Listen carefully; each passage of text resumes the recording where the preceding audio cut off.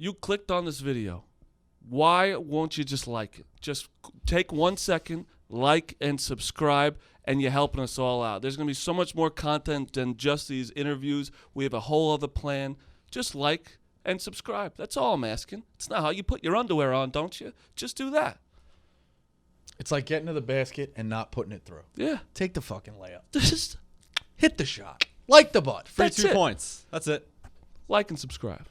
All right, we want to welcome on a very special guest. It is the head coach of the number 8 Alabama Crimson Tide, Nate Oats. Coach, first off, congratulations on the SEC regular season title. How you doing today? I'm doing great. It's good to win. Things in this profession are a lot better when you're winning. I can assure you of that. So it's been a little better year. It's nice to wrap up the SEC. We kind of just get back to hopefully playing well here these last couple of games. We did play well against played well defensively in the last game out against Auburn, but like to get our offense rolling again. That'd make me a little happier. So now, do you think that would you say Alabama's a basketball school now? You tell me. I think it is. I'm supposed to be a little biased. You guys should be the unbiased ones. Is it or not? I think it's completely a basketball school. I don't even know who's on the football team. That Saban guy, he's all right. Can't we be both? We can be both, can't we? Screw him. It's only Nate Oats. That's what everyone says about Alabama. I don't think that's the case right now. Let's be both. We need to be both, basketball and football. All right, I love it. Yeah. So I want to start right off the top. The criticism that I've had is you guys shoot too many threes.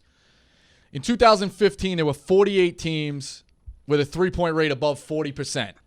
This season, there's 106. Your team shoots 47.4% of their attempts from three. That's it? Yeah, okay. It needs to be more. I know, but what's crazy is, and it's Final Four indicator, it hasn't been good. From 2001 to 2015, just 2 teams made the Final Four. But since 2016, 6 have made the Final Four. So I guess my lowest, do you shoot too many threes, or you've figured this out, right? There's a method to the madness. I would hope that we could say we figured it out, but I mean they got to drop too. You can't just shoot them. They got to actually go in, some of them, and that's been the problem here recently. They haven't been going in at a high level. I do think the game's changed some. I think college has been a lot slower adapting to some of the changes. With us, it really just comes down to efficiency. I mean, what are the most efficient shots you can get? And threes happen to be pretty efficient when you get shooters that can shoot them at a high level, which we had going there for a minute. I will see. I get the thoughts where everybody says, well, you can't win 6 in a row shooting a bunch of threes. Well, I think you got to also have your defensive side really good. I think this morning we were 3rd in the country in Ken Palm's defensive efficiency. So we do have that side of it going. I think when they try to take the threes away, which, I don't know how many games you guys actually watch, but if you watched our first game against LSU when we broke the SEC record, we had 23 threes. We come back the next game when they play us at our place. Well, they took away the threes and we hit season high or shoot record, whatever points in the paint, 50, whatever it was. So I think when teams take away the three, we are driving the ball and scoring in the lane. We've got options. I mean, shoot, it's only 47% from three, right? So that means 53% aren't threes. That's a good. Yeah, no. And newer things you just basically called Nate Oats a dog shit coach. I'm not. That's what he said. He said, you know what, Nate Oats, you're dog shit. I'm That's not. what he said. Because, like I said, the more and more I read about it, this is basically you've crafted this to say the mid-range is out, right? And Jake has the graphic. You basically, with the practice, you look at we want to shoot more threes or at the rim is your offensive philosophy, right? It is. I think because, I mean, the mid-range isn't totally out, but that's the least efficient shot, right? So even the best shooters shoot 40%, maybe 45. Well, that's 0.8, 0.9 points per possession. We just had a great defensive game against Auburn. We held them to 0.8. So if all you're getting on offense is 0.8, you're not winning. So if you hit 40% from three, and we're not quite at 40, but you can get close to 40, that's 1.2. If you can get 1.2 on offense, you're going to win 90, 95% of your games as long as your defense is decent. So, if you can shoot 60%, which you ought to be able to do getting at the rims, that's 1.2. So why would you settle for an inefficient shot when there's more efficient shots on the table. The most efficient shot is the free throw. I mean, you get 2 free throws, you shoot 75%, that's 1.5 points per possession. You'd have to shoot 50% from 3 to get that. So I think you do all the math. So try to get fouled. I think the easiest way to get fouled is drive the ball. We have not been getting fouled enough lately. I don't know if that's due to me, the players, the refs, but for whatever reason, we haven't been getting fouled enough. But we are getting up threes and we're getting at the rim shots. We got to convert both those at a little bit higher rate and quit turning the ball over. The points per possession on a turnover is not real high. That'd be like 0.0. So try to eliminate those, but it's all. So I don't know if you guys want to do the whole math lesson today. I mean, it's been a little while since you guys. Well, I've got some math questions for you later on. You figure it out. I'm just giving you respect. That was going to be my next thing. I was like, I can't play for you. You said way too many numbers. I am so fucked up now. I have no idea. You were saying 1.2. It all sounded right. I trust you. Well, I guess winning a Power 5 league. Yeah, I guess that's all right. Yeah. So based off what Rico was saying earlier about the tape you have with the 4 zones for points, either short shots, threes, you have the Dame and Steph range, the college 3.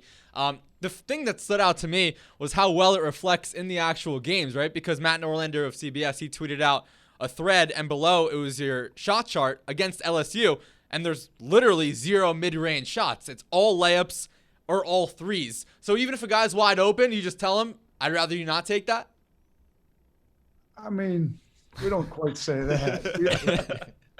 Look, if we've got some guys that are decent mid-range shooters. If they're going to run them off the line, then go ahead and take your pull-up. We usually will take the 3, and then if you run them off the line, we'll have the – see, we don't play where you got 2 posts sitting on, each block like traditional basketball. So when you drive the ball, see, if you have a post in the way all the time and they run you off the 3-point line, what are you left with? You got to shoot a pull-up. Well, we don't have that. So if they run you off the 3-point line, there's not a post sitting in your way. Now you're driving the ball to the rim.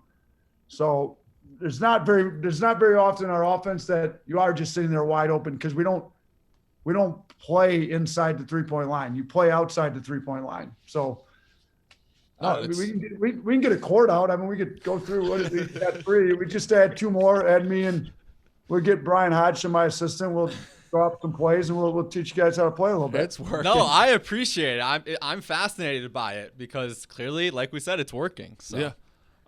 So in the beginning, I obviously said it's are you at basketball school, and I know you and Saban are like close. What's your best Saban story with you and him? Well, he's not. He's not one of those guys that's gonna, hang out at the clubs and stuff. That's true. The interactions with Coach are more. We get on the school plane, go to SEC meetings, or go to some booster function, or actually here's a good story. So I've actually been a huge Saban fan my whole coaching career, going back to high school. I mean, I think he's the best team sport coach in all of team sports right now. So I have like a practice plan. We have like little tabs for quotes. I've got a whole list of Saban quotes. I gave them to him in high school. I gave them to him at Buffalo. I got to scale them back a little bit here now, because I'm sure our basketball guys are not. They've already heard a million Saban quotes. They hear them every day in the media around here. So, but anyway, so I go. I get the job here. I get introduced to him on the press conference day, but then I got to hit the ground running. We got to get stuff figured out, who to hire, what players to keep, get rid of. But, well, when stuff slows down a little bit that first summer, they start up camp, in like summer. I kind of ask, can I come over and watch camp? Well, then so I go over and watch. They have all the speakers come in. They've had Kobe Bryant. They've had – so that first I go over and watch as many of those as I can when I'm in town. So then I ask if I can, like, shadow him for a day. Like, I want to see what, part of why he's good. I mean, shoot, he's right across the driveway here. I'd be an idiot not to go over there and try to learn from him, but I don't want to be like the annoying, so I It's like, get away from me, guy. so I just kind of, okay, all right, he says it's cool. Our people reach out to his. All right. So they start their meetings at 7:30 every morning. I show up at 7:10, 7:15, make sure I'm not late. So I kind of walk into the meeting room, and my first meeting room here with basketball, I came from Buffalo. We have meetings, and there's like the 3 assistants, me, an ops guy. There's 5 people in the meetings or whatever. I show up to the basketball meeting. There was like 20 people in the first meeting. I'm like, what do you all do? Like, what? There can't possibly be that. But now I figured out what they all do now. But so I walk into the first 7:30 a.m. football meeting, and there's I think I counted. There was 53 people or something. I'm like trying to be a fly on the wall. I'm like, man, I'm counting it. I have no idea. They had 15 GAs and 20 analysts, and I don't know what's going on. But so I go through the whole day. We get to dinner. I mean, their day is packed. It's fall camp. There's no rest periods. They go bang, bang, bang, and it's organized. And so when Saban does the D-backs meetings, I'm going into the D-backs with him, and I'm taking notes. And so we get to I guess their dinner break, if you want to call it, for 30 minutes. And coach says, they get done with their meeting. He kind of points at me hey, come here. So he takes me in his office, and he says, hey, you've been here with us all day. What do you got for me? Homework? I'm well, I said, that's what I said. I said, what do I have for you? I said, well, if you're asking me what suggestions I have for you on how you do stuff, A, that's not why I'm here. B, I don't have any. And even if I did, I wouldn't say them to you. I said, so no, I don't have anything. But I said, now, if you're asking, do I have questions for you? I said, yeah, I got a whole list of them here. If you're open for me to ask them right now, I'm I said, I have a list, but so I asked him a few questions. I mean, I wasn't going to burn up too much of his time, but yeah, I didn't quite know if he was wanting feedback. I didn't really think he was. I think I gave him the right answer. No, I'm not. I don't have any feedback for you right here. You just go in there, start trashing him. Yeah, you could probably run the offense, do this with this. And I don't like the way Sarkisian was doing this when no, I had no suggestions for him. Oh my God, that's incredible. Another thing about your coaching style, which I love and obviously works and has picked up some headlines, is the blue collar points, right? So for those who don't know, your blue collar point system, you brought it from Buffalo. You award points for deflections, steals, blocks, rebounds, loose balls, offensive boards, and things like that. First off, can you give us a little background on how that came to be? And how could we create a blue collar points method or formula for podcasting? For example, maybe if somebody secures a guest or if somebody makes a correct prediction on a game, what are you thinking? That's actually a great question, Jake. What's the stupid, I don't watch a whole lot of TV shows and stuff, but I shouldn't call it stupid. Maybe it's just, I don't understand how it all works. There's one on ESPN where they have 4 different reporters and they get around the horn. Yeah, it's stupid. That's a stupid show. It's a stupid show. It's around the horn. They get points. Very they stupid. Get points for answers or something. Yeah. Is that how that works? Stupid. 100%. Who decides whether I don't know. So I don't know. I'm trying to come up with a way that wouldn't be. You guys said it was stupid. I tried to. I never said it was stupid for what it's worth. But they did. I put my foot in my mouth too many times. I was a high school coach 8 years ago. Nobody cared what I said when I was at Romulus. Now I say something at Alabama, 2 minutes later, it's on the ticker on ESPN. I'm so I gotta have somebody that just goes like this to me. No, don't say that. So we got to watch what we say around here a little bit. So You're I in the didn't say that. I didn't say that word. I didn't say that. That's what you know. What you brought up. I'm a Duke fan, so I know you had to go through that, and I understand. I'm not talking about that. I agree. No, I know. That's why I wasn't going to bring it up. You were right and everything, and I'm just on your side. Just letting you go with that. That's all. We're going to leave it at that. Okay. We're good with that, Marty. We like it. You touched on Bobby Hurley. Hey, I didn't even get to answer Jake's question. Yeah, the blue collar points. You jumped on him first. Well, I had to bring it up. He was talking about it. I don't know. Do you want me to answer or not? Yes. I would love for you to answer. Yes. Thank you. You guys gave me a lot of points for my answer on the around the horn, and I didn't even answer it. It buzzed me. Can you tell it's our first year, Coach? No, the blue collar stuff. I don't even know how. You know what? The whole blue collar thing I had, you guys know Lindsey Hunter played in the NBA. Yes. So he was on my staff at Buffalo. He came in one day and he played the Pistons. He said, man, we got to be more blue collar. And I was like, you know what? He's right. We got a bunch of prima donnas. We got to be more blue collar. So then we came up with a system. I think Adam Bowman, my ops guy, and maybe he kind of in that Purdue tree with Southern Illinois and those guys. So we created it. We've tweaked it. We'll probably keep tweaking it. It's just a way to get stuff that's not in the box score elevated to where we actually do it. So how we do it on a podcast? Yeah, well, I don't know. It can't be anything that's the sexy like Hollywood stuff. It's got to be all. I think it should be who cleans up after the show's over. Like, maybe who takes out the trash when the show's over. Like that's the stuff you got. How about who shows up on time? That would be one. Maybe that now. Who doesn't? The man in white in the middle of us right now, he's known for being late to all of our podcasts. So. I take a lot of shits, all right? You got issues? You're still I literally took a shit right before this. I'm playing a Jordan game right now. That's what I'm doing. So that's a point for me. If you get up and leave, then that's yeah, it's not because of you. I just got to go to the bathroom. I got you. Yeah, I think maybe showing up on time. Maybe, I don't know, maybe having your work prepped in front of you. I don't know, like maybe, It's funny because we recorded a segment 10 minutes prior to this interview. I was saying how I come prepared and I have facts, and he just makes up these ridiculous quotes. Coach, my eyes are my notes. I don't need notes in front of me. So I think I'm the blue-collar winner for the bench mob. You'd get cut so fast from him. Oh, my God. He would not even talk to me for his team. No, I'm surprised he's still doing the interview, to be honest with you. Rico, are you the one that runs the whole thing? Are you in charge of the whole thing? Or what? No. It's a team effort. It's a total team. Nobody's in charge. Total team. I can tell nobody's in charge. Thank you.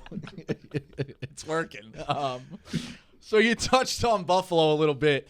Bobby Hurley, interestingly enough, was going to recruit a player and ended up liking you so much he brought you on the staff, right? Did I read that? That story sounds a whole lot better than what the actual reality is. Okay. But if you want to run with that, I mean, it is Barstool, so we can run with whatever we want to, right? That's also true. All right, so that's fake news? A little bit. Okay. I mean, there's some truth to it. It's all right. So we got time for the whole story or what? Do it. Go ahead. Yep. You talking is a lot better than us talking, so just go ahead. I don't know. You guys are pretty good. I mean, you talk about stuff I'm not allowed to talk about. So, That's true. I'm trying to get a filter. You guys don't have to have a filter, I don't think. Nope, don't at all. That's what I figured. No, so way back when I was a high school coach at Romulus, me and my assistant Josh Baker used to go to we'd try to hit an NBA training camp and a college practice for an extended, 1 year we went to Pepperdine for 5 days. Or we'd go wherever. So Danny Hurley gets the job at Wagner right out of St. Benedict's. You guys remember? Yes. Okay, so I'm like, that would be cool to go to. He's a high school coach that went right from high school right to head coach in Division I. So I call the Wagner offices, and their secretary, apparently they don't have one or something because Bobby Hurley answers the phone. So I don't know how old you guys are, but if you grew up in my era, Bobby Hurley's kind of a big deal, right? I'm like, Bob, Bobby, okay, yeah. Listen, my name's Nate Oats. I'm at Romulus. We're trying to explain the deal. Well, we wanted to go when Bob Sr. was going to be there. He's like a Hall of Fame coach, high school. We're high school guys. That makes sense. So anyways, never worked out to where I could get to Wagner when Bob Sr. was going to be there and we could get there. But I had Bobby Hurley's cell phone number through that whole deal. So we kind of knew each other a little bit. Then they take the job at Rhode Island. Rhode Island's previous staff had been recruiting this kid, E.C. Matthews, that was on my team at Romulus. He was top 100 kid, really good. Really probably shouldn't have gone to Rhode Island based on where Rhode Island was at the time. Well, then they come in. They kept Preston Murphy, the assistant who was recruiting from Michigan. They keep recruiting him. Now that Danny's got it, me and Danny all of a sudden build a really good relationship. He's a high school guy, 2 years removed. I'm a high school guy. We hit it off. Next thing you know, nobody, I could probably share this at Barstool. So EC, his mom goes on a cruise. He's like, I'm not going. I already bought the ticket. He says, I'm not going. Well, the only way you're staying home is if you stay at Coach Oats' house. I'm like, come on. Yeah, you can stay. We'll get a lot more workouts with you at my house than you being on a cruise ship somewhere, right? So he stays at my house for a week. I don't think I've ever told anybody this. At the end of the week on that Saturday, he commits to Rhode Island. So I didn't tell him where to commit. I didn't tell any of my kids where to commit, but Danny knew he was at my house for the week. So me and Danny got a good relationship. So then they coach 1 year. EC hasn't played for him. We win the state championship.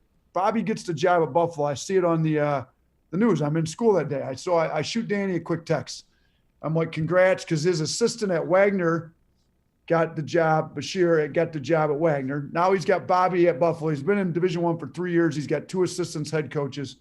I'm like, congrats. Another assistant gets a head job. Happy for you. Sure, it's tough to lose Bobby. I've already talked to EC. He's 100% sold on still coming, because they had sold him on being a point guard with Bobby. So Danny calls me that night. He says, Nate, you have no idea how many people have hit me up looking for a job. He's like, have you had the Hurleys on your deal at all or not? No. Trying. We want to. Trying. I'll put in a plug with Danny. So look. So thank you, Coach. If you know the Hurleys at all, like they're like real, like they're hilarious, but they're like the real like negative kind of, Jersey like the. Yeah, so Danny, like us. yeah, that's why Danny'd probably be good with you guys. So Danny's like, man, Nate, it's like, this was like a great 3 years with Bobby as my brother. I'm excited he gets a job, but it's a really tough day for me to see him leave. It's like the body's still warm and people are texting me about his job already. Like these idiot that's texting me about getting a job, they're out. I'm done with them. Like they have no feel, So I hadn't texted him about a job. I just said he's still good. He says, Nate, I can't bring you on here because I already got Preston. He's from Michigan. He says, would you be interested in going with Bobby? I'm like, yeah, of course. Yeah, that'd be great, So he's like, all right, I got to call him. He says, he texts me like 10 minutes later on the phone with Bobby. He's interested in talking to you. He's going to call you tonight. He calls me. We talk for 20 minutes. Are you going to be at the Final Four? I'm like, yeah, I go every year. I find like coaching buddies of mine. I sleep on the floor of their hotel rooms and stuff. I'm still a high school guy just trying to like mingle. And so, look, I interview with Bobby at the Final Four. He offers me a job, and that's the long story. So, but I like your story sounds better, Rico. Oh, that So, was so off of that, I mean, it opened so many doors. One, I'm from Staten Island, so you have to play a game at Wagner. You got to do a home and home with Wagner. I'll buy you a meal out here, but it's worth it.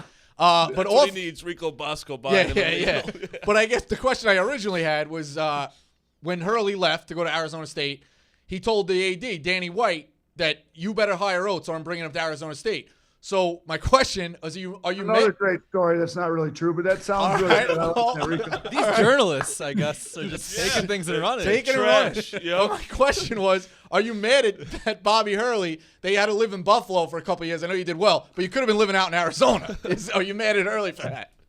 Oh, look, Bobby got me into business. All I right. used to be a high school coach. So I can't be mad at Bobby for too much. But no, listen. But Bobby actually, here we had, the plan was I'm going to go for the head job. If I don't get it, he kept my spot down there. So he was as good as you could be with that. So I tried to get the head job. Danny White was great. So how about this? So I had 2 former bosses at Buffalo. Danny White's the AD at Tennessee now. Mm-hmm. And then Alan Green, who took over for Danny, that gave me my second contract at Buffalo, is the AD at Auburn, who's like our rival both in the SEC. So 2 of my former bosses are now ADs at rival schools in the SEC. But no, Danny hired me, and then I got to stay in Buffalo for another 4 years and didn't get the chance to move to Tempe. So Bobby got to enjoy Tempe while I enjoyed Buffalo. That's awesome. You mentioned Romulus High School before, and of course that's well documented. That is true, unlike some of the stories that were brought up earlier here. But I'm a math guy. You taught math in high school in addition to coaching, and I saw you split your time between algebra, geometry, and statistics. That was my favorite subject in school, math. So how would you rank those in terms of most favorite to least favorite? Are you more of a Pythagorean theorem guy, y equals mx plus b, or statistics or probability? And Marty has no idea what I'm talking about, but I know you do. I passed math. I did all right. Jake, yeah, Marty's like lost again. I can tell. You see it in my eyes. There's lights are on. Nobody's home. Get the Rico's somewhere in the middle, I think. Yeah, I did all right. You heard me. I got all the stats on threes, man. 40%. I know everything. I like it. Call them a dog shit coach. But I still needed to cheat off Jake every once in a while. He got the A's. So I'm gonna go with like stats one, because stats you deal with like seniors and juniors, like they're easier to like come in, get your stuff done. We're done dealing with like junior high activity. So plus it applies more to basketball too, right? 100%. So I'm gonna go with stats one. Then I'm gonna go with geometry and algebra too are like so different. I like both of them. Some people are great at one and terrible at the other. I'm going to go with geometry too, because I've actually used stats and geometry with my team here. Interesting. We're like the stats is big with the efficiency numbers, right, and all that. Yep. But one time we were talking about like pick and roll defense. I remember I said to my staff, I'm like, I need like the protractor. I used to have the big protractor for the whiteboard. I said, I need one of those.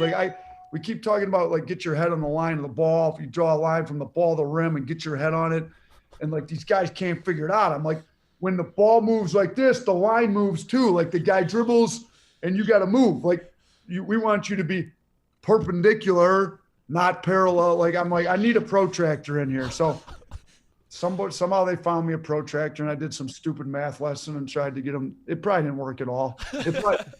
The players were looking at me kind of like Marty's looking at me right now. I'm literally like drooling on myself. Like, what the fuck? You got a protractor and the ball's going left and right. What's going on?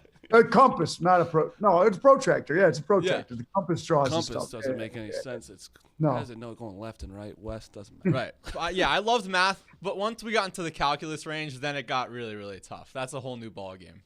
Listen, I didn't do any calculus pre-calc after. No, I didn't. Never taught that. I left that alone once I was out of college. I had to pass them all. Mm-hmm. So at one point in my life, way back in the day, I had that all down. Not anymore. It's like college basketball, survive in advance, right? Pass the class, move on. Yeah, I'm with you. So since I could tell obviously how smart you are, right? Do you ever think of dumb shit like me? Like, why is space dark when the sun's right there? Like, do you ever think of things like that? Like, how'd they find that oak trees are good tables? You know what? Don't all people kind of think of dumb stuff like that, right? Yeah. I think it's just some of us share it and some of us don't share it. I think you're the kind of guy that shares it, and then the rest of us just keep it in our heads and don't share the dumb stuff that we think of. And in turn, which makes you smarter. So take his advice. You know me way too well already. When you look at your team this year, Shackelford, Petty, and Quinterly is a three-headed monster in terms of the guards. We know they could shoot it well. What is their relationship as far as what's making them work? Are they at each other's throats where they're always competitive? They're trying to one-up each other in practice? Or are they really good friends where it's almost like kinetic? They know where a guy's going to be on a kick out? What's the relationship between those three? Because they're obviously doing really well.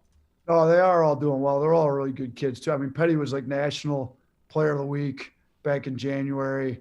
Shackelford was the returning leading scorer in the SEC coming in. And then Quinterly was McDonald's All-American. So, I mean, I think he's the only one we got on the team right now. So they've all got their own kind of niche, and they're all doing really well. I think their chemistry's been great. You know, Quinterly can kind of break down defense, get in. Shackelford and Petty are elite shooters. And Quinterly's shooting the ball really well, too, to be honest with you. You know, Petty's like an elite shooter. Shackelford's kind of a little combination of both, can get in the lane and shoot. I'll say this. We make practice ultra competitive. Like really, everything's scored, everything's. So back in the fall, before we're playing games, like they get after it in practice. But that's what I like. I like to see a little. I kind of poke them a little bit. You know, we gotta get practice like livened up a little bit. So practice is live now that we're in the games and practice. They're usually on the same teams in most of the games and stuff, or most of the practices. But they get along well. I think their chemistry's been pretty good. Herb Jones is, you know. I mean, he kind of plays the point for us, even though he's 6'8", so he's kind of, which is crazy. Yeah. We're a little bit different in some aspects, which I like. That's awesome. I have a couple quick hitters for you. You mentioned you spent time in Buffalo. Now you're in Tuscaloosa. What's crazier in terms of an atmosphere? A sold-out Bills Mafia game or Bryant-Denny Stadium on an SEC Saturday? It's another really good question. Look, the Bills Mafia are nuts. Like, They jump through tables. They're outside with their shirts off when it's like 0 degrees out. Like,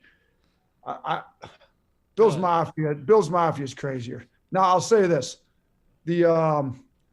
when like the tailgating and all that stuff, like now Bills Mafia tailgating is like ridiculous. I mean, they're spraying ketchup on each other and shit. Yeah, they're crazy. Like I went to a few Bills games. Usually every game I was at Bryant-Denny for the most part until this year, because you couldn't have recruits this year.